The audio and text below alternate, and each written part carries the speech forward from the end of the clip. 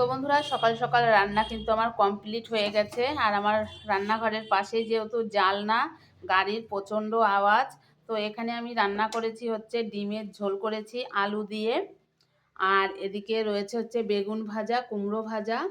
আর এদিকে রয়েছে গরম গরম ভাত। ছোট্ট একটা হাঁড়িতে একটু ভাত করেছি, মেয়ে এখন খাবে। আর দেবা হচ্ছে দুপুরে খাবে। আর এখন বেজে গেছে হচ্ছে ওই 11টা 15 মতো। আর সকালে আমি বেগুন ভাজা আর রুটি খেতে দিয়েছি দেবাকে, রাতের রুটিটাও আমি করে রেখে গেলাম। তো এখন আমি যাব হচ্ছে বাপের বাড়িতে। আর এই যে এই পাত্রেই রেখেছি, এতেই গরম করতে সুবিধা হবে। আর এখন দেখো, এখন জানলাতে কোনো লোক নেই। আমি ভিডিওটা বাচ্চাগুলো যাওয়া আসা করছে সেই আওয়াজ।